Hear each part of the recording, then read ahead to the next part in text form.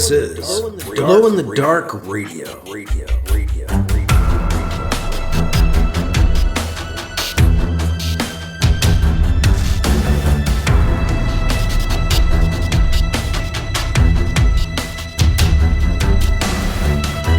The science fiction podcast with original independent science fiction written and performed by Mike Luoma, with music by Kevin MacLeod. The Vatican Assassin Trilogy and The Adventures of Alibi Jones by Mike Luoma are available in ebook, trade paperback, and audiobook wherever you find your books online. Get links and details at glowinthedarkradio.com. This is the science fiction podcast, Glow in the Dark Radio. I'm your host, your writer and reader, Mike Luoma, and I have Chapter 29 of Alibi Jones and the Hornet's Nest coming up on this episode. Now, Alibi Jones has been through a lot. He's still dealing with an alien leg replacement. They've replaced his lower leg, these aliens called the Rodé, who were part of the ghost ship. But now that he's back safely on his isolated, hollowed-out asteroid space station, the Hornet's Nest, he feels safe enough to call a man who seems to hate him, but who also happens to be the prime rep, the prime representative, the leader of the Solar Alliance, Nikko Constantine. Now, Constantine sent Alibi's Aunt Anita off on a mission that she's overdue back from. And Alibi would like some answers. So we'll find out what Constantine has to say to Alibi Jones as we get into Chapter 29 of Alibi Jones and the Hornet's Nest on this episode of Glow in the Dark Radio.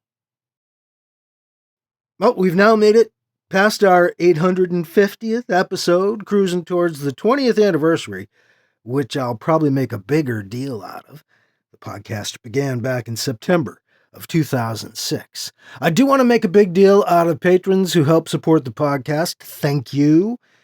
I've had a couple leave and a couple come in over the last couple of months, so I would love to have you on board if you can. This is the only way that we fund the podcast and my websites is through donations from patrons. So if you go to patreon.com/glowinthedarkradio, you can become a member for $2, $5, or $10 a month and get some perks out of it too, especially early episodes. I try to get the podcast to my patrons a couple days early each week. So if you're interested in that, interested in supporting what we do here, please go to patreon.com/glowinthedarkradio, where you can at least find out more about it if you're, sort of interested. We will get into Chapter 29 of Alibi Jones and the Hornet's Nest next on Glow in the Dark Radio. Wake up, go to work. Work. Come home. Eat dinner. Rot your brain out. Go to bed. Lather. Rinse. Repeat. Are you tired of an old humdrum life? Tired of things that just weigh you down and depress you? Wouldn't you rather just focus on things that are awesome? Tune into Nutty Bites. Find out what's awesome. Nutty Bites. nimlas.org/blog.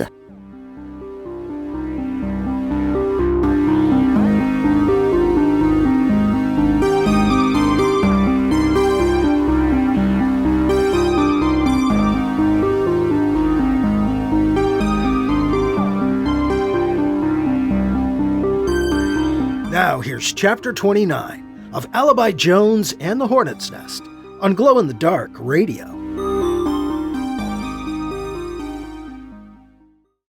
Nikko Constantine shifted in his chair as Alibi watched him on the comm. Good. So, Alibi, to what do I owe this honor? It's my Aunt Anita, Alibi said. She's been on that mission for you, and she's not back. She's missing. I see, Constantine said. She's on a mission for me, you say? That's what she said, Alibi said. She's not? Could be, Constantine said. I mean, could be from my office. I don't know. So you don't know about this? Alibi asked.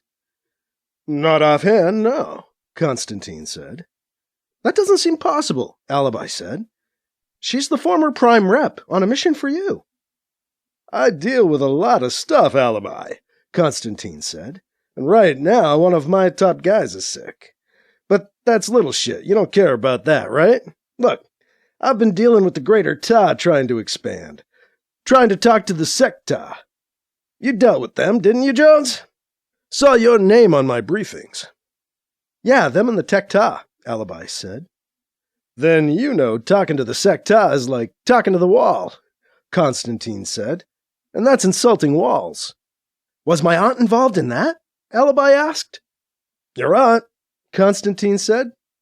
No, not at all. You know, I do kind of remember something. Her going somewhere for us, now that you mention it. What's the problem? She hasn't come back, Alibi said. Didn't return on time. The safe has reported her as officially missing. I see, Constantine said. I can tell you're really worried about her, Alibi. Otherwise, you wouldn't be calling me. I'll have my staff look into this. Would be horrible if anything accidentally happened to the great former Prime Rep Anita Capituna, wouldn't it? Thanks for reaching out and letting me know about this. The Prime Representative of the Solar Alliance ended the call. Well, worth a try. He didn't seem that bad, which was weird. Not sure what I expected, but not that.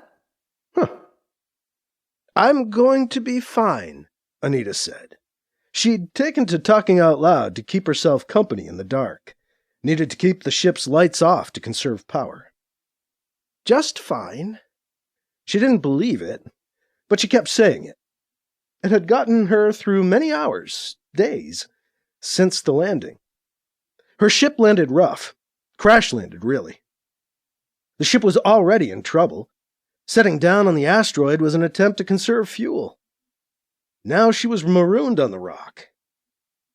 Sabotage? She asked herself. Still don't know what happened to the transspace engines. 2 days earlier, they were supposed to be on their way home. She rode in the co-pilot's chair on the bridge of their research ship. Her pilot, Safe Captain Oftali, hadn't been warm, but he didn't seem to be working against her either. At least not at first. But something wasn't adding up. Anita looked through incoming data in vain for some sign of comm connectivity. We should be back inside of the communications network by now, Anita said. She knew the outlay of the grid in this sector very well at this point. The safe captain didn't answer her. So, why aren't we back in comm range, Oftali? Anita tried again. I don't know, he said. You're the expert. You tell me. Was it part of your job description to be uncooperative? She asked. The captain didn't answer. Suppose your job description contains a few things that would surprise me, she answered for him. He grumbled something she couldn't make out. Their overall mission had been unfruitful. Anita and her crew headed to the distant outpost of an alien race called the Chi-Ga. Prime Rep Constantine's office insisted the Chi-Ga could be potential trading partners and allies, if the infrastructure for subspace communications could be extended to their part of space. Constantine's people asked if the project would be interested in using the opportunity to test out their ideas on extending the communications grid established by the ancient enemy and maintained through the centuries by the Eldred. Shouldn't humankind start creating its own alliances, meeting new races? Constantine asked, issuing the challenge to the project.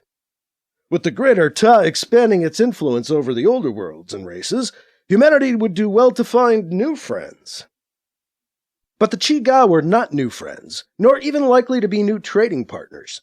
Their outpost, as far as Anita could tell, was actually a colony of escapees from the Greater Ta, barely scraping by, the remnants of a settlement on an abandoned prison planet.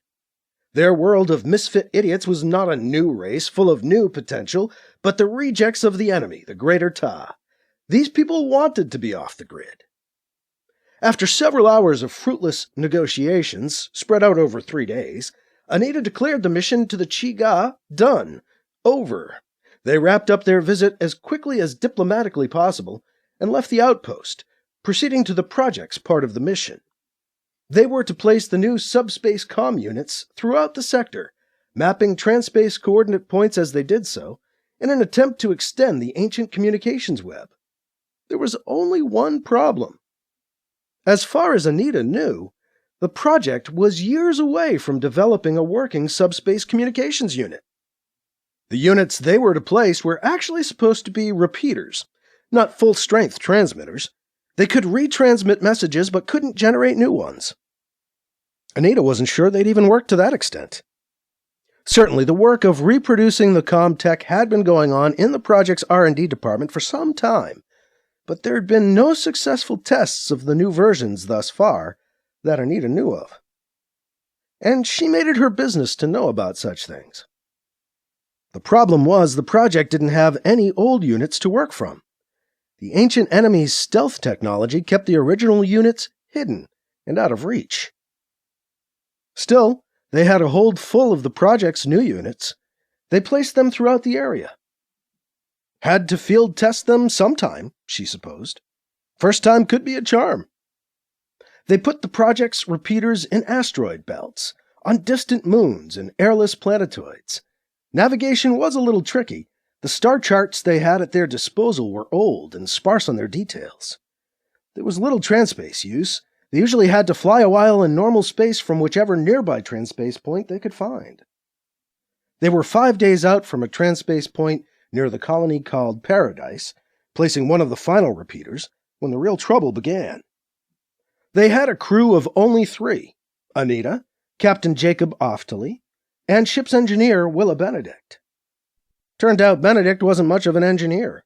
Instead, her job description seemed to be to eliminate Anita Capituna in some subtle way during the mission. After seeing suspicious behavior from Benedict, Anita grew cautious. She didn't allow herself to be alone with the woman if she could help it. Thanks to Anita's vigilance, Benedict hadn't been successful accidentally locking Anita out of the ship, nor in outfitting Anita's EVA suit with discharged oxygen units. Evidently, she saw their next-to-last stop as her last chance to get rid of Anita. Any subtlety went away. Anita was setting the project's repeater unit up on the barren surface of a large asteroid when she heard heavy breathing coming over her suit's comm. Benedict.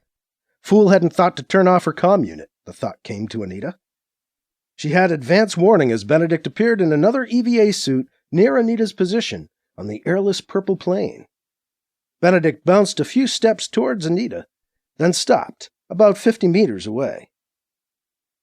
"What brings you out here, Miss Benedict?" Anita asked. "Huh?" Benedict grunted. "A response, to be sure, but that's no answer," Anita said. Benedict stared at her, silent. "Now, this is awkward," Anita said. "What are you doing out here, Benedict?" "Oh, you know," Benedict said. "Walking?" "No, I don't know," Anita answered. "Do you know who I am, Miss Benedict?" You're Anita," she said. "Right," Anita said. "Do you remember who I used to be?" The woman stared back, expression blank behind the clear plating of her EVA suit's helmet. Anita wondered. Maybe the woman didn't know. Maybe they had to send an ignorant moron to kill someone like herself. You were Prime Rap, right?" Benedict said. "I guess. That what you meant?" "So you do remember," Anita said. "Yeah," Benedict said. "It was when I was a kid." Anita bounced towards Benedict. She slipped a slim cylinder out of a pocket in her EVA suit as she moved, and rolled it to readiness in the palm of her right hand, trying not to draw attention. Benedict might recognize the small aluminum tube as the pendant Anita always wore, if she recognized it at all. It was a bit too old a thing for the younger woman to know its true function. Anita closed the distance between them in a final bound, startling Benedict into taking a couple steps backwards. "Did you know who I was before that? I was a sort of triple agent for Lunar Prime, the UIN, and ultimately the project," Anita said. Sometimes I had to kill people. Can be a tough job, I'm sure you know. Anita looked at Benedict's hands to see if she had a gun. Nothing visible. Was she just planning on overpowering an old lady? Anita hoped to surprise her. She stared the woman down, faceplate to faceplate. So, Miss Benedict, I'll ask you again, Anita said. What are you doing out here? Do you have an answer? Benedict started towards her, arms raised. Anita turned on Bernard Campion's old pen laser in her palm, the pendant she'd worn for years, and brought its thin, tight, destructive beam up across the faceplate of the woman's EVA suit helmet. The helmet split open and melted simultaneously under the beam. Burning bits of exploding and freezing brain bubbled up, blasting out of the breach into the vacuum as Benedict fell back away from Anita, bouncing over the purple sands.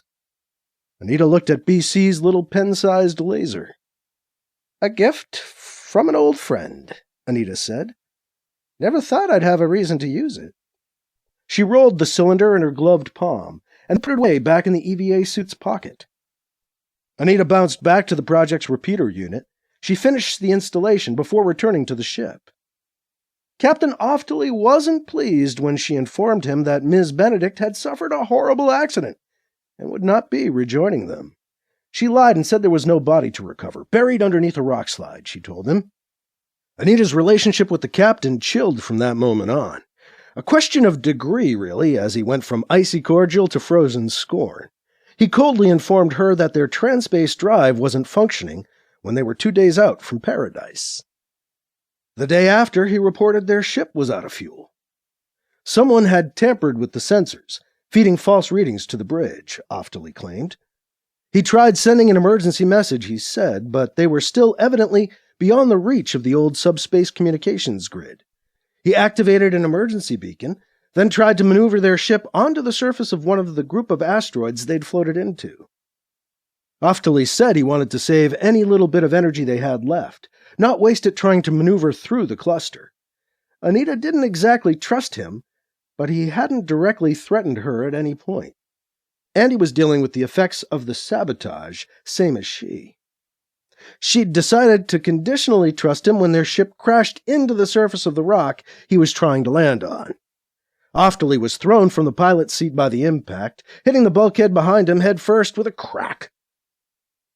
I'm going to be fine, Anita told herself again, speaking out loud in the dark as she recalled Oftley's demise. She checked the emergency beacon again. Looked like it was on, working. She hoped that wasn't a false signal feed. Just fine. I want to go find my aunt, Alibi said. You don't have to join me. This isn't an official mission. The Solar Alliance doesn't seem to feel she's important enough to go after. Nikko Constantine would like to forget all about her. Be convenient for him if she just disappeared. Brisby looked uncomfortable. Brisby, you want out? Alibi asked. Yeah, Brisby said. Sorry, Alibi, I like your aunt and all, but my family, I really can't. That's fine, Alibi said. Emily? I'll go with you, she said. Cat? Why not? Yes, I will go with you. Alibi looked back at Brisby. Why don't you go hang out in your stateroom, Brisby? Alibi said. That an order? He asked. I don't know, Alibi said. Does it have to be?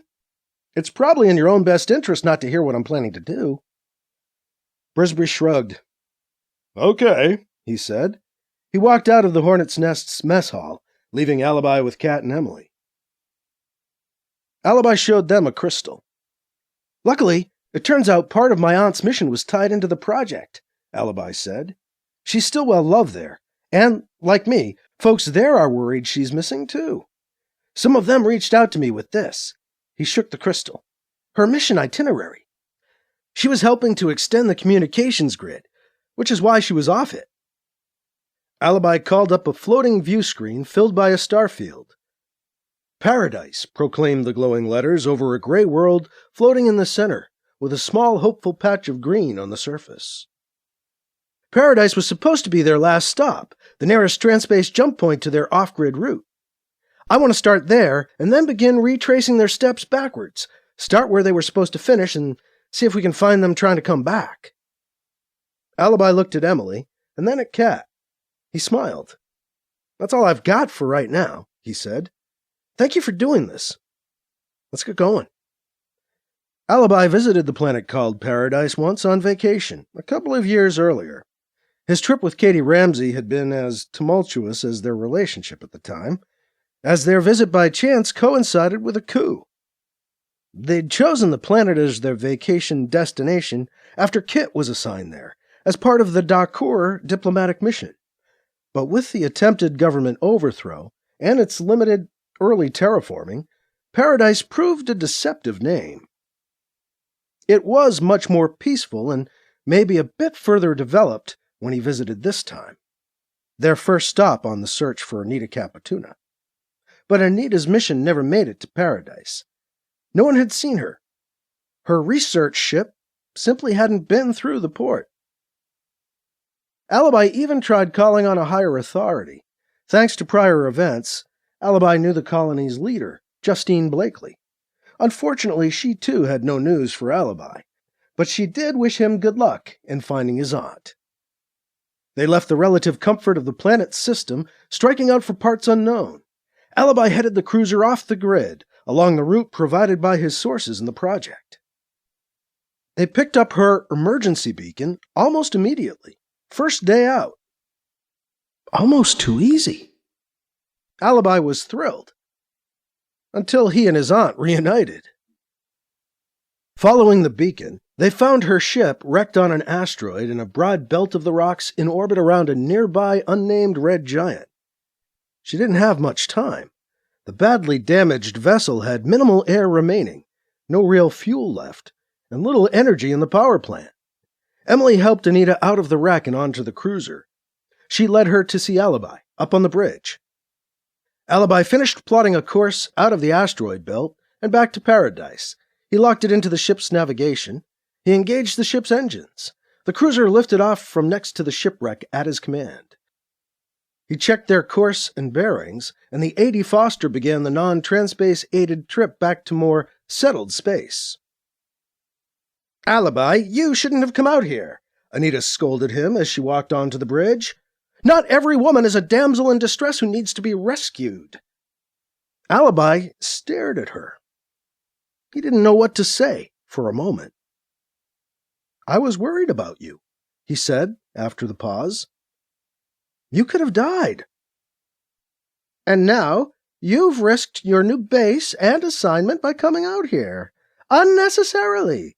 I had already heard from the safe they're sending ships, and now they'll see you. I can't believe you did this. Really? Alibi was surprised at her tone of chastisement and blame. Constantine could cut your covert ops legs out from under you, she warned. I think it's obvious by now I'm not going to be much help anymore. You're welcome, Alibi said, sarcasm heavy in his tone. You know, Aunt Anita, Alibi stopped speaking mid-sentence. He stared off into space, eyes not focused on anything nearby. Then, with an almost mechanical precision, Alibi pivoted and marched off the bridge as Kat, Emily, and his aunt looked on.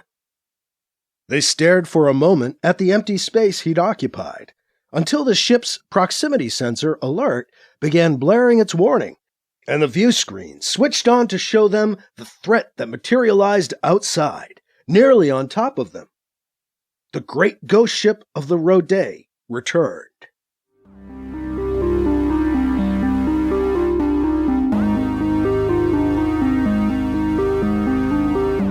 That was Chapter 29 of Alibi Jones and the Hornet's Nest on Glow in the Dark Radio, part of the Adventures of Alibi Jones Chronological Omnibus.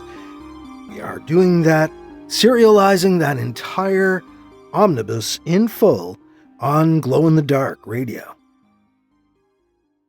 Alibi was able to find his Aunt Anita, whether she wanted him to or not, but now his alien leg may have just taken the rest of Alibi over, as its main concentration, the so-called giant alien ghost ship, has just returned, The Rodet are back. And just how much control do they have over Alibi Jones? Were the Solar Alliance doctors right to be worried? Join us on our next episode to find out in Chapter 30 of Alibi Jones and the Hornet's Nest on Glow in the Dark Radio. A big thanks again to patrons for helping to keep the podcast going, helping to support my science fiction work. I'd love to have you as part of that if you can. If you want to find out more, if you'd like to become a patron, please head over to patreon.com/glowinthedarkradio. And you can go to glowinthedarkradio.com to find out anything else about any of my other work. That is all for this week. I'm your host, your writer and reader, Mike Luoma. Thank you again for listening to Glow in the Dark Radio.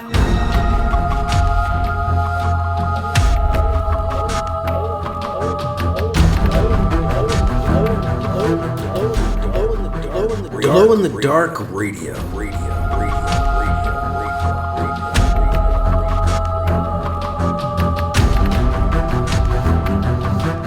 This podcast presentation is copyright 2026 by Michael F. Luoma and is protected under a Creative Commons Attribution, Non-Commercial, No Derivatives 4.0 International License, CC by NC-ND 4.0. Music by Kevin MacLeod. You can find his work at incompetech.com.